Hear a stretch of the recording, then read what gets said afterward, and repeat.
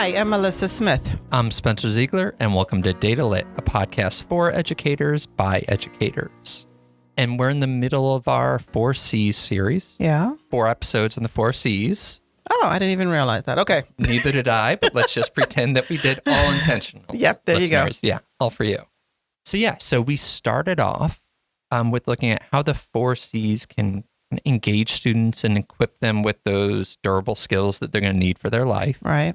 And then last episode, we talked to students at Wake STEM High School. Yeah. Looking at, what does the 4Cs look like in their classroom? Right. The assignments that they have. And something interesting came out of that conversation, even though our chat was rooted in things that were assigned by their teachers, the conversations kept veering to outside of school.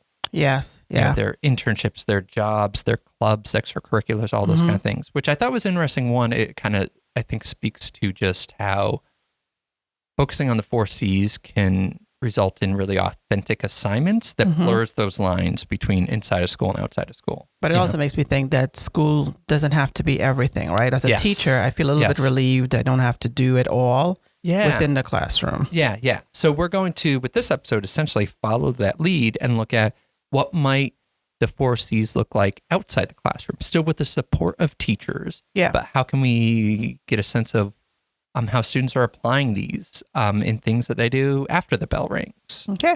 And that quest actually brought us to Raleigh's Union Station last November. So, Mellisa, why were we at the train station during work hours? It was not to get away. So we were at Raleigh Union to celebrate GIS Day, and GIS stands for Geographic Information Systems. Fancy way to look at mapping, I guess. Yep.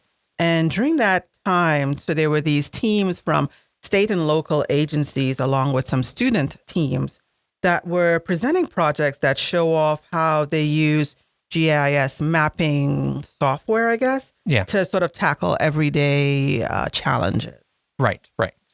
And this was a wonderful event. It was really neat. I was blown away. Yeah, seeing our students alongside city leaders and nonprofits, all those kind of things. Speaking of lines blurring, our kids are contributing to these conversations just alongside these professionals. Yeah. It's really neat. Huge thanks to Rob Sywick and Thomas Ray, who are both in Wake County in various capacities. Yep. Yeah. For helping to set us up. So while there, we interviewed a pair of really thoughtful and delightful students within Wake County. So we'll let them introduce themselves to you and also chat about the project that they were pitching. I'm Brandon. I'm from Broughton High School. So my project is for Nourish with the National 4-H Geospatial Team. So my project was specifically for mapping food supply chains from farms all the way to consumers. So with that, basically we were mapping like all the different ways that your food comes from like the farm all the way to eventually a grocery store. So like all the different processing or packaging facilities that it goes through, how it's grown, and then making sure that all those different options are available to you, but they're also healthy and affordable. Hi, I'm Brock. I'm from Fuquay-Varina High School. So I made a poster, which is a part of a work-in-progress GIS project on third spaces in Wake County. So by a dictionary definition, a third space is a space that is not related to work or home. So a space that has more of a social component to it.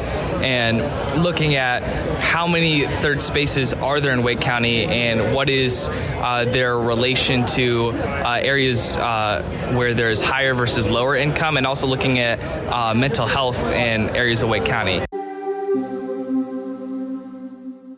I really liked how they really spoke to the way their work engaged with these authentic real life problems, right? Yes. Like, so looking at the efficiency of our food supply chains, right? Or looking at the impact of third spaces. Like, who would think that, teens are thinking about third spaces and, the impact of that they have on like low income or even or mental health, right? So I just thought that those were such interesting and engaging ways for students to then think of these are everyday issues that we have to deal with, and then using their mapping skills to visualize that problem. Right. Yeah. Communicating, visualizing. And it was a delight to chat with them about these projects. And we found that as we were talking, that they were just naturally integrating the 4Cs into this work throughout. Yeah. So what we're going to do in this episode is just walk through each of the 4Cs and listen to some clips of the students reflecting on how they demonstrated each and grew in each. Yeah. And then we'll come back to chat about them as we go through. So let's start with communication. Yep. So let's hear Brandon and Brock talk about their communication skills. So I can definitely speak really quickly on the communication front. So there's been a lot of, as you can imagine, the project scope is for a few different states. So I'm leading North Carolina's effort, but we're also working, so since I'm on the national team, we're also doing the same project, repeating it in California and Arizona. So we've been doing, there's definitely a lot of communication with like different stakeholders, so like the extension services, land-grant universities. But then like one of the bigger parts I'd say is like we've been doing a lot of communication specifically with like grocery stores to ask them about like how do you source, different foods to your stores, or how for farmers, why do you decide to sell to this outlet and not the other? So there's definitely been a lot of you can obviously script an email, you can write that ahead of time, but definitely the impromptu, like when you're in a meeting, like talking about my project, I've gotten a lot better about kind of formalizing thoughts like on the fly to just like let them know, it's like, okay, this is like what my project's focus is, this is kind of how I think you can help me out, and this is where I can see us working together as well in the future. I also think with communication, learning how to spread GIS data, because sometimes it can be hard to think about like, okay, if I were to create a poster, right, what are the best means to get this out into the public? So Mellisa, what stands out to you as you hear them talk about their communication skills? So one of the things that stood out is, when you think of your ELA standards, right? Our ELA standards are around speaking, writing, reading, listening, right? And that is sort of the traditional sense of communication. But you hear them talking about, communication is also being able to think on the fly, right? And being able to respond. And so, and I had not thought about communication in that way. And so I was very impressed by the way that they're seeing communication, again, as to the things that they're learning in school, but then the application pieces of what are our standards or what learning should look like. This is what communication is, right? To me, this is the real essence of communication. Yeah, that more expansive definition, I think, hit me too. And I think there's something, think back to when we're planning instruction, we put things in these neat little boxes. We think about the scope and sequence, all those kind of things. But it was just cool to hear them talk about how these things pop up organically and naturally. And just on the fly, the thing about I'm going to communicate through this medium, or I'm going to take this approach with this essential partner, and I'm going to tweak and take this approach with this essential partner. The lines are blurring. Not everything's fitting neatly into boxes, which is one of the challenging but beautiful things about the 4Cs, I think. And about learning itself, right? That there's a fluidity in everything that we're teaching them. It kind of gives the essence that learning is this discrete things. Right. But in essence, learning is really taking all of those quote unquote discrete things and sort of gelling them or integrating them together and then applying them, right? As you need it. And that gets into some of the research on performance assessments that we talked about last, how it's all about that transference, that application in the real world where things aren't quite so easily predicted. Or black and white kind of thing, right? Yeah, exactly. It also struck me as we were listening to this, and to be transparent, preparing for this episode, that the 4Cs themselves are not discrete boxes. Yes. That the skills blur into each other. So when we're figuring out which clip goes in which category, we're like, oh, there's some overlap there. You know, like we heard some critical thinking there as they were discerning, how to approach their communication. Right. Which leads us to that next category. So let's hear them reflect on their critical thinking skills. Right. I've definitely developed learning how to start GIS projects, but also learning when to stop with GIS projects. Because there's only so much data out there, and it's going to grow. GIS is a growing industry and a growing field, but learning what is the most valuable thing I can get out of the data I'm using. I think that in terms of critical thinking, I've definitely learned more how to process data over the years. I think that processing GIS data and like filtering out what you want to get out of it can be kind of daunting at first. It's hard to start a GIS project if you don't know what you want to get out of it. But I think an even bigger component of that is working with the data and thinking about how do I process this in a way that actually portrays what I want to portray out of this, and what can I use to show the more important aspects of the data, and like where are the more shocking parts of reality that you might be able to see through GIS.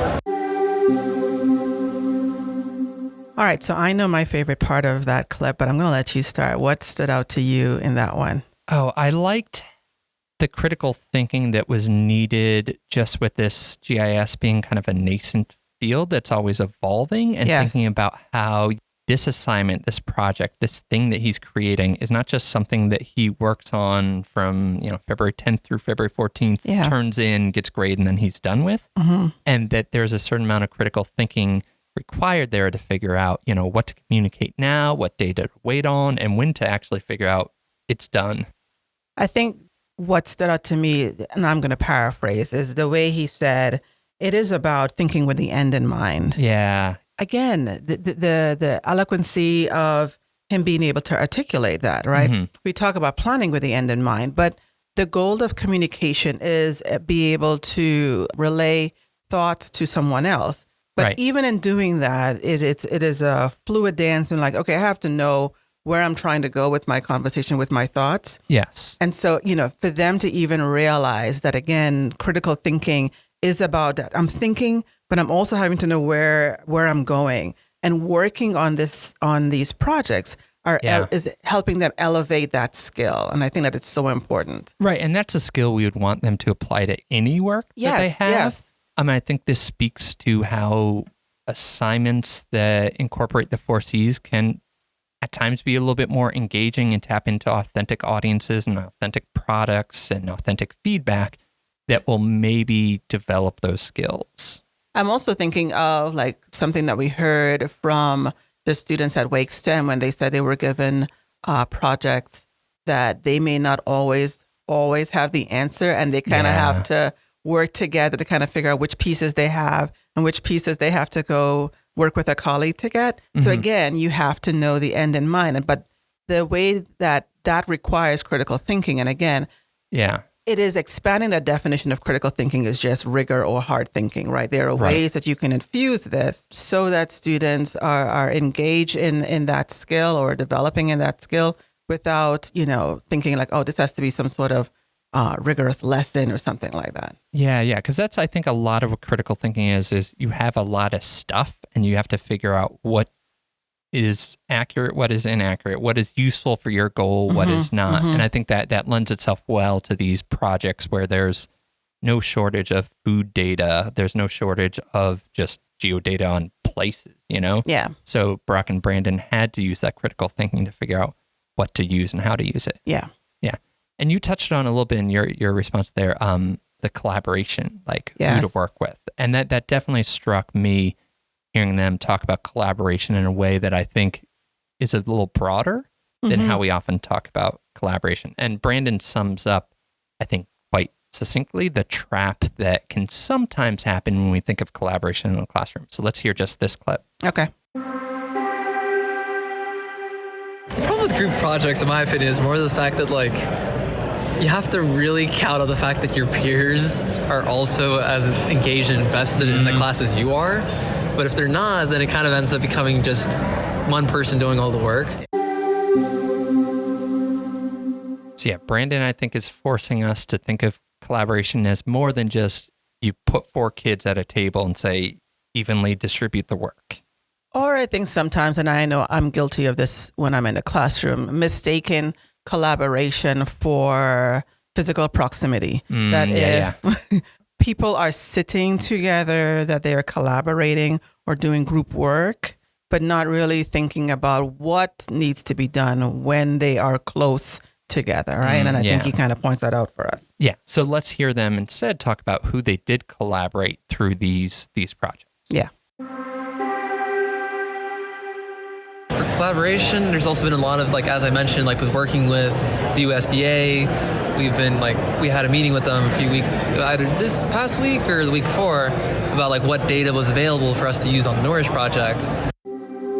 And then I think the last element for collaboration is really the fact that we work a lot with schools. Like I've been definitely, during my, I guess, tenure, I've been making a much bigger reach to kind of go out of our way to find more youth, like in high schools and middle schools across the state, but also the country, to just get more youth that are interested in like doing STEM research or interested in like doing something with like policy or having an impact on our communities. Just finding those youth and then having them on our project so they can help with our what we're working on. The thing is, with that kind of project, you need to be like talking to other people more. You need to be saying, okay, where are we at with the resources we need to distribute the forms to collect this data, versus like an individual project, unless you're having like an advisor look over you with that, you're just kind of in your lane. So what stood out to me with that clip is the way they both talked about connecting with experts to kind of learn from them, but also kind of brainstorm ideas, right? To see what's important, what's not important. Right. Again, they value expertise in a way that I think you don't think of students valuing the expertise as we as teachers bring, but clearly they understand that a person with expertise can help you move your work forward. And so to hear them talking about they do need to collaborate because, again, they have an end in mind. And so they need to kind of have this expert kind of give them sort of feedback to sort of know like, okay, where am I going? Where do I need like a nudge? That sort of thing. I thought that was pretty impressive. Yeah, and also shows the overlap, the critical thinking about who to collaborate with. Yeah. You know, where are the experts, be it within the room or in the field, to kind of find out how to get that support, which I thought was a neat idea. I mean, I found just when I was in the classroom too that people like helping students. So there's something that I think is a little bit easier and less intimidating than it initially seems about connecting students with support in the community. Yeah. I think another thing that struck me is this notion of mentorship, like having someone be a mentor. So kind of let's listen a little bit about their views on this need for mentorship. I feel like when you have a professional who's been in the industry for such a long time, they know how to point out things in your map that like are apparent problems, right? They know how to point out, okay, is there actually like a way that if I present this in public, could this like, are there like actual like obstacles like with like the way I've set up my map? I've definitely been very happy about having the opportunity to like work with adults and like in such a supportive and like very constructive way. Yeah. Like 4-H has definitely given that ability. I don't really see that much in the school system, honestly. Like with the ability to have like an adult mentor that provides feedback towards like things that you're working on for whatever you're interested in, but also just in general having an adult mentor like kind of to ask questions about like, this is something I'm struggling with in school, or how do I better handle this thing that's like happening, like that could be applied to in the workplace. So I don't know how many of our listeners have a teen child or work or interact with teens, but at least we have it done on record as a teenager saying, I love working with adults. Yeah.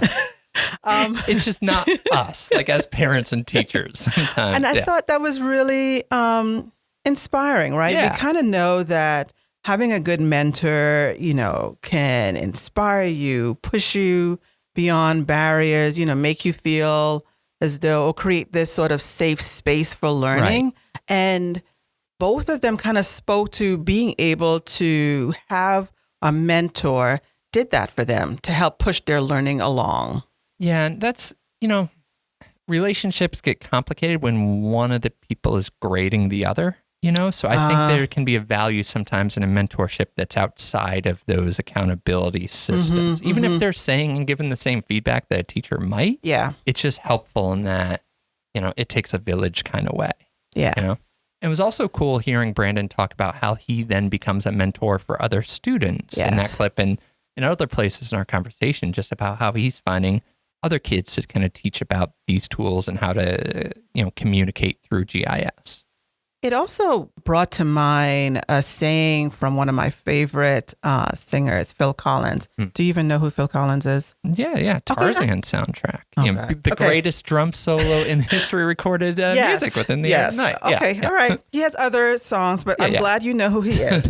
And he said that in learning you will teach, and in teaching you will learn. Ooh, that's some Yoda-esque wisdom there. I like it. Way to go, Phil. But that's to me what both of the students were speaking to, right? When they are working with their mentors, right? They are learning. The mentors are also learning as well, because as we saw, even on that day when the teams are going around and hearing of each other's projects and sharing ideas, they're both learning and teaching at the same time. And the students there in that clip also spoke to that they're doing that with other young people that they're meeting, right? So again, this learning and teaching, learning and teaching is so symbiotic. Yeah. And I think these were like really good examples of what that looks like. Right. Yeah. And that speaks to just like the GIS Day event in itself, clearing time and creating spaces where that the learning and teaching can become more symbiotic, like you put, which is kind of powerful. That's the goal, right? Yeah. Okay. So that was their collaboration. Now, creativity, part of that is just self-evident. They were making a thing, and that's kind of what we've been talking about throughout. Right. But there were a few clips where they spoke on creativity in different ways. We're going to play each and talk about each in between. So first up, we have Brandon talking about the creativity he used for this project. Let's hear that. I guess the creativity aspect was the fact that kind of realizing, all these different issues or challenges that I was interested in, there was an avenue to basically show that in a way that other people could look at it and kind of get information from it. I think with that one, again, when I think of creativity, I don't know why I think of like drawing or drawing in an artistic kind of way, but definitely this was the beginning of thinking like you could be creative with your words. Yeah. Right. And so again, that is where communication and creativity, right, will come together. Like, right. So you're speaking words, but you can be creative with your words. Yeah. So those two things come together. Like creativity is not the project of itself. Right. While they are creating or resolving the issue that they were looking at, just the ways they decided who to speak to, what questions to ask, all of those, creativity is sneaking its way into that. You're making a thing and putting out in the universe that did not exist beforehand. Right. And that, we could have done this series talking to a bunch of people within the arts, and it would have been wonderful. Sure. And I think we can do a better job elevating those voices in the school building. But we did want to kind of show that creativity is something that kids can and should do in any class and outside any class. And I don't know about you, but, I've heard kids say, oh, I'm not creative. Yeah. And that's just like, these clips remind me that as teachers, we need to kind of help our students broaden that definition of what it might look like to be creative. Yeah, because that's kind of what it looks like to be human, Yes, and be unique. Yeah, the AI can look at stuff that existed before and figure out, but it's humans that have to make new things. Right. For the AI to look at it in the future. Yeah. Yeah. So that was him talking about this particular project, but they also started talking about creativity elsewhere. So I liked hearing Brandon's thoughts on embedding creativity in other classes. Let's say that you want your students to review all the course content from like World War II. Yeah. They could focus on like a specific topic that they're really interested in, or maybe they could do some type of, in-class presentation that's kind of like more suited to what they think is funny or comedic or whatever. Okay, what did J.R.R. Tolkien write? I don't know. You didn't write that? I thought you were going to have that. I didn't. There are listeners screaming at you right now, Melissa. I apologize. That's Lord of the Rings, The Hobbit, all that. And one of his ideas is that humans have a natural urge to create. He said, create because we're created. Yes. And I think that is a natural itch. And I like Brandon saying, like, hey, lean into that. Give kids opportunities to create stuff in all their classes to show what they know. I also glean that as well in terms of seeing creativity as student agency, right? Yeah. Again, in the class when the time when the creativity was a buzzword, and they say, make sure you introduce creativity. And for me, that's just like, okay, I'll have them do a project, but I'll say, make it be a cartoon. So I was limiting their way of being creative, but giving them choice, your strengths. And so if you are supposed to show me you learned this based on whatever strengths you have, use those strengths to then show me that you're understanding of that. And so what I was hearing him say is creativity as student agency is the way to go. Yeah, and that goes back to our previous series on rubrics. That if you have a solid rubric that is measuring their understanding of the standards, then the format can take a number of different shapes. That's why rubrics should not be saying, uses X amount of colors and this type of cardboard in the diorama. The rubric should be focusing on the standards. Yeah. And you can do that, and that frees you up to have them show what they know in a number of ways. Yeah. It was also kind of interesting to hear Brock kind of categorize his creativity. Yeah, so let's listen to that one. Yeah. I would say that I've gotten to express, I would say, my more technical creativity side with GIS versus I've expressed my more, I would say, artistic creativity side with band and how I play my instrument. So I've never really thought about that before, right? Technical creativity versus artistic creativity. Right. And why that resonated for me is because he is able to bring his whole self. Yeah. And I'm sure he's more than just those two sides. Right. But being creative or allowing for creativity allows students to bring their whole selves into the work. Yeah. And for Brock, that's what it looks like through this GIS and through music. But to your point of creativity is more than just a painting thing. For every kid, there's going to be different ways for them to express stuff and to put stuff out in the world using their creativity, be it technical or artistic or whatever designation. Yeah. And I think that kind of speaks to, we use GIS Day as an example for this episode for what the 4 Cs might look like outside of a typical kind of classroom assignment. But it doesn't need to be mapping. Kids can show what they know. They can show their 4 Cs and they can develop these skills that we know that they're going to need in the real world and that we know is going to probably engage them with the stuff that we're asking them to do while they're with us in K-12 education. So yeah, it's not just about train stations and mapping. Find opportunities, I think, to give kids chances to grow and show their 4 Cs.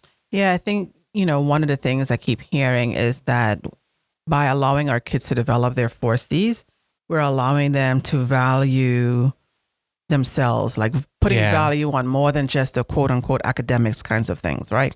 Or the things that are tested with EOGs. Yeah, it's showing them that we value a whole myriad of things about you. Yeah. Okay, so let's start to zoom out then. So, Melissa, were there any other clips that we haven't played yet that stand out to you? Yeah, there was one about how the students talk about wanting to be part of the community. So let's listen to that clip. I think community service is sort of I would say is part of communication because you're contributing to community and show that you care about it. And not like that, but you're also learning to serve the community and learning to be a servant to others. So here we have our young people saying that they want to contribute. Yeah. And I'm thinking about James Baldwin, one of his speeches, I think it's called A Talk to the Teachers, kind of talk about the purpose of education, right, is to prepare students to be active citizens. Right. Here you have the students saying they want to be active citizens. They recognize that there are a lot of challenges in this world and they want to be part of the solution. And so that is what I really liked about that clip, where the students are seeing the 4Cs as ways where they can contribute to making this place a better place. Yeah. It's a wonderful sentiment. Yeah. What about you? There What was, stood out? Yeah, Brandon had a quote that kind of struck me. So let's hear that. And then we'll Okay. chat. For specifically the 4Cs, like working with others for collaboration and then communication with like adults and also just your other peers. Clubs are probably the best way I've been able to do or like to use those skills. Yeah, I think that kind of sums up a bit that I would say clubs are a great way to show those things. Yes. And something that we should strive to give our students different opportunities Yeah.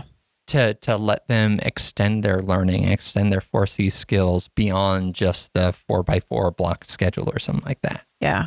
Yeah, so it can be a fantastic way to kind of blur those lines, but let's not make it be the only way. You're right. Correct. Yeah. You know, throughout this, I think it has really struck us just the 4Cs are a great way to engage our students and to make learning real with authentic assignments and authentic audiences and authentic feedback. And at the same time, too, kind of paying attention to making sure that our clubs are available to all students, because I think Yes. they were saying that this is good for all students, right? Having these opportunities is a great opportunity no matter the type of student that you are, right? Mhm. I think making sure that when, as educators, we're thinking about clubs that we're putting on, making sure that it is an opportunity that many of our kids or all of our kids can take advantage of. Yeah, well put, well put.